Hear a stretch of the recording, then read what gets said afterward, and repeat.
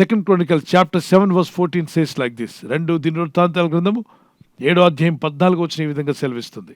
నా పేరు పెట్టబడిన నా జనులు తమను తాము తగ్గించుకొని ప్రార్థన చేసి నన్ను వెదకి తమ చెడు మార్గములను విడిచిన ఎడల ఆకాశము నుండి నేను వారి ప్రార్థన విని వారి పాపమును క్షమించి వారి దేశమును స్వస్థపరచెదను.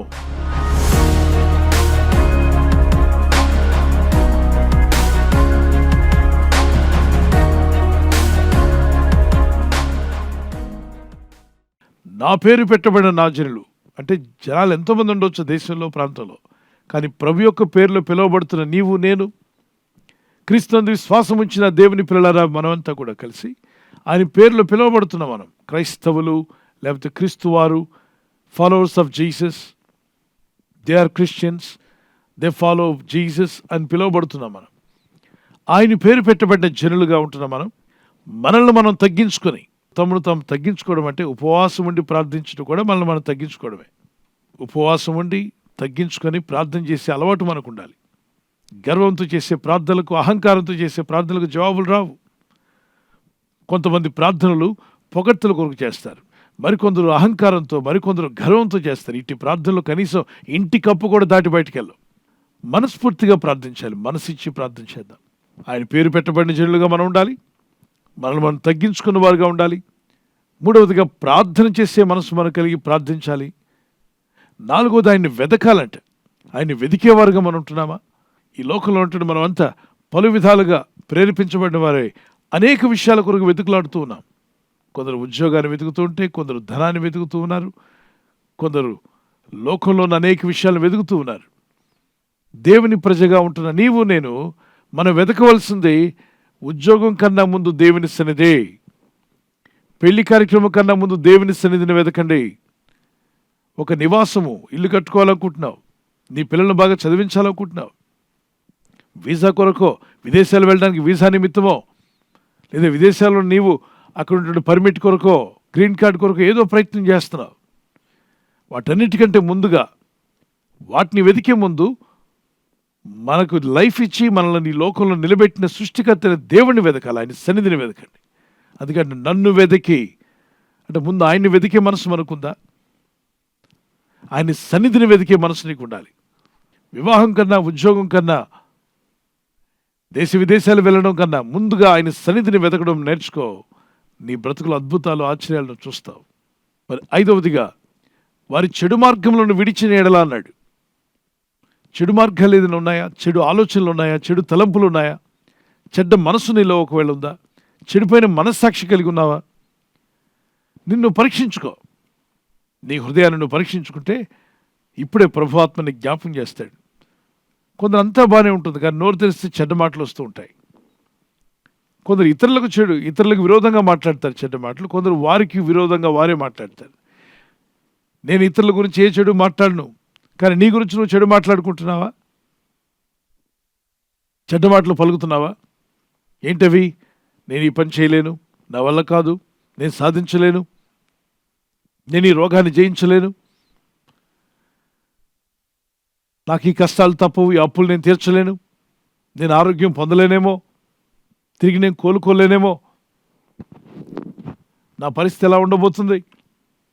ఇలాగ నెగిటివ్గా మాట్లాడుతున్నావా? నెగిటివ్గా మాట్లాడి నీ మాటలని ఆపేసాయి.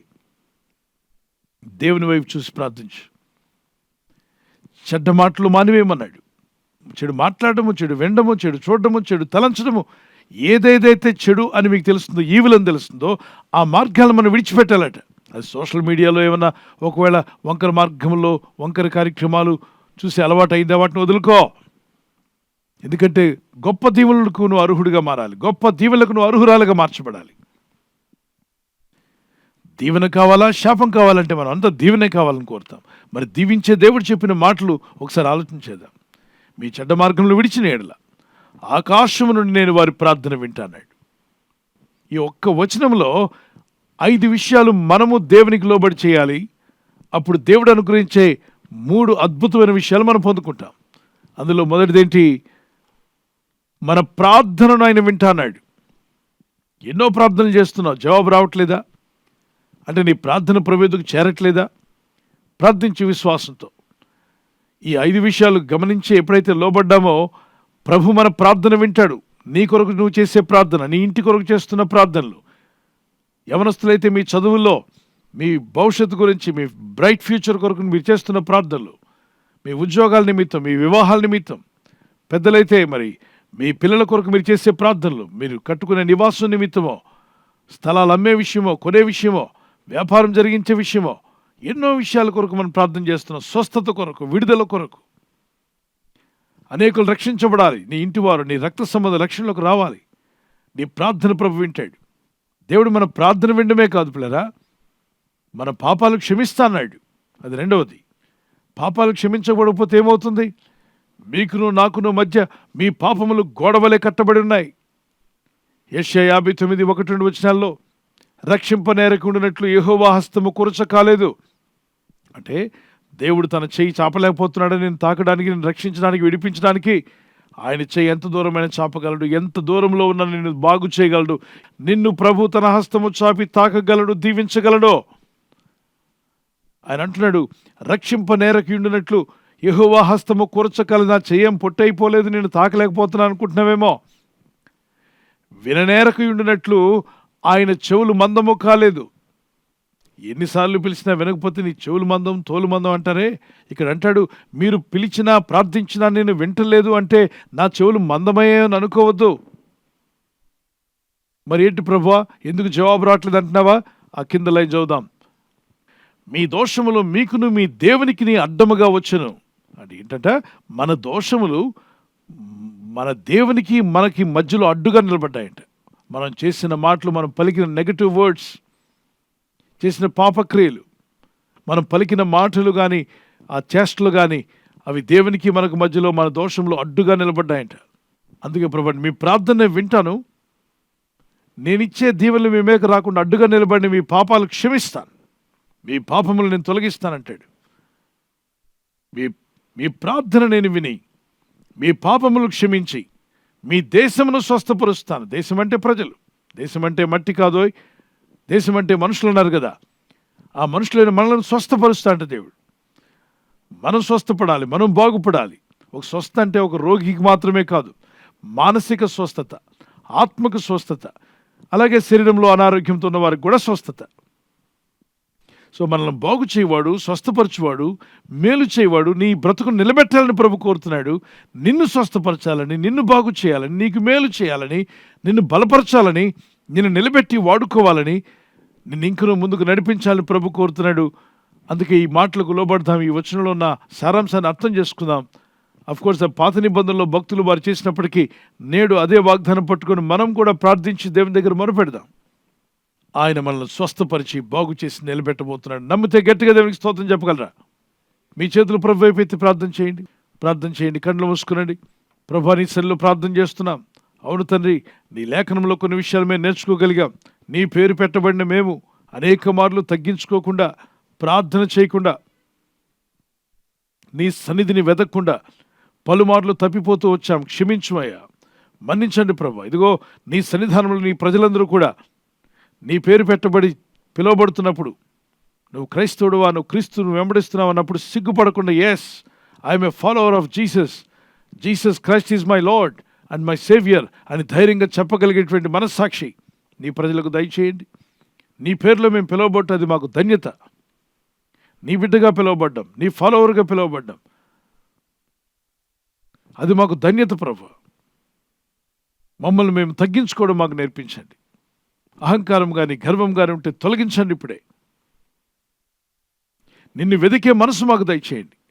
అనేక విషయాలను వెతుకుచు అవి దొరకలేదని నిరుత్సాహంతో, దుఃఖంతో, డిసప్పాయింట్ అయి డిస్కరేజ్మెంట్లో ఉన్నటువంటి వారిని విడిపించండి. ఇక నుండి మేము వెతకవలసింది లోకంలో ధనము కన్నా, శరీరాశులు, నేత్రాశులు, జీవోడమం కంటే నీ సన్నిధిని వెతికే మనసు ఇదిగో నీ ప్రజలందరికీ దయచేయండి. ఈ రోజు నుండి మాలో కానీ, మా మాటల్లో, మా ఊహల్లో, తలంపులో ఏ చెడున్న దాన్ని వదులుకోవడానికి ఇప్పుడే సహాయం దయచేయండి. నా దోషములు, నా పాపలను క్షమిస్తాన్నావు. అంతేకాకుండా మమ్మల్ని స్వస్థపరుస్తా అంటున్నావు, మమ్మల్ని బాగు చేస్తా అంటున్నావు, మేలు చేస్తా అంటున్నావు ప్రభా. నీకే స్తోత్రాలు చెల్లిస్తున్నాను. నీ ప్రజలు చేస్తున్న ప్రార్థనలన్నీ మీరు ఆలకించినందుకు స్తోత్రం. మా ప్రార్థనలు విన్నందుకు స్తోత్రం. ఇదిగో నీ ప్రజలు ఏ అవసరంతో ఉన్నారో, ఏ కష్టంతో ఉన్నారో, ఏ అనారోగ్యంతో బాధపడుతున్నారో, ఎలాంటి విడుదల కావాల్సి ఉన్నదో, ఎలాంటి మేలులు పొందాల్సి ఉన్నారో సమస్తం ఎరిగిన నీ నామములో ప్రార్థిస్తున్నాను. మీ బలమైన ఆశీర్వదించేటువంటి మీ దక్షిణ హస్తం మా తలల మీద ఉంచి, యేసు రక్తము ద్వారా నీతిమంతులుగా తీర్చినటువంటి మా తలల మీదకి ఆశీర్వాదం వచ్చునుగాక.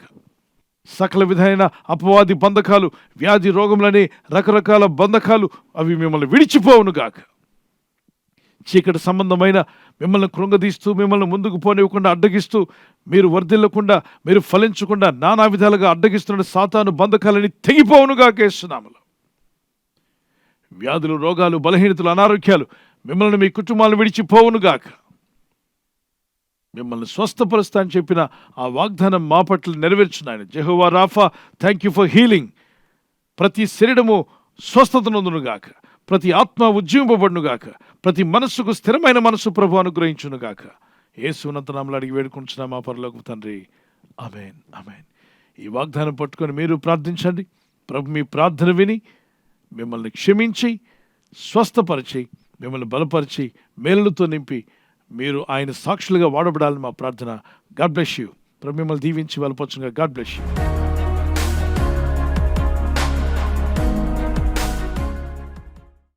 మరి బర్త్డే ఉన్న వారికి హ్యాపీ బర్త్డే టు యూ.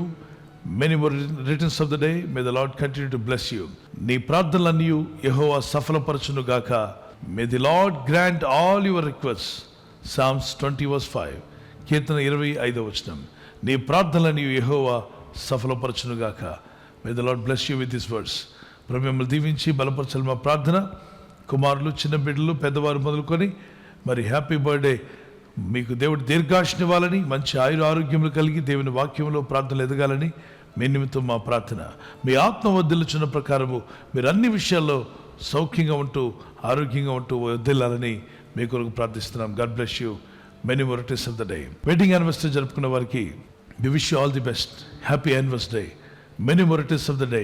ప్రభు అక్కడ ఆలస్యమైతే silver jubilee, golden jubilee, platinum కూడా జరుపుకునే కృప దేవుడు మీకు ఇచ్చునుగాక. యెహోవా తను ప్రేమించు వారందరినీ కాపాడును. కీర్తన 145:20. The lord watches over all who love him. ఆయన ప్రేమించు వారందరినీ ఆయన కాపాడువాడు. ఆయన ప్రేమిస్తూ ఉదయకాలం లేచి ఆయన ప్రార్థనలో ఉన్నారు కదా, ఆయన పాద సన్నిధిలో మీ ప్రేమను వ్యక్తపరిచారు. దేవుని కాపుదలు మీకు ఎల్లప్పుడూ యేసు నామములో ఉండునుగాక. God bless you. భార్యాభర్తల మధ్యలో అనురాగము, ప్రేమ, ఐక్యత, దాంపత్య జీవితంలో దేవుని సహాయము, అలాగే ఒకరి పట్ల ఒకరు ప్రేమ కలిగి జీవించటకు దేవుని సహాయం మీకు కలుగును. భార్య భర్తకు లోబడాలి, భర్త భార్యను ప్రేమించాలి. ఈ 2 సింపుల్ వచనాలు మీరు పాటించగలిగితే మీ కుటుంబాలు అద్భుతంగా దేవుని ఆశీర్వాదాలతో నింపబడతారు. God bless you. ఈ ఛానల్ ను మీరు సబ్స్క్రైబ్ చేసుకోవడం వలన 2 పనులు జరుగుతున్నాయి. ఒకటి, సువార్త జరుగుతున్నది, ఆత్మలు రక్షించబడుతున్నాయి. రెండవది, పేదలకు, అనాథలకు ఈ ఛానల్ ద్వారా సహకారం అందించడం జరుగుతుంది. మనం సబ్స్క్రైబ్ చేసుకోవడం వలన అందరికీ సహాయం చేసిన వారమవుతున్నాం. ఖచ్చితంగా ఈ యూట్యూబ్ ఛానల్ ను సబ్స్క్రైబ్ చేసుకొని బెల్ బటన్ ను క్లిక్ చేయండి. మీకు వెంటనే మెసేజెస్ పంపబడతాయి.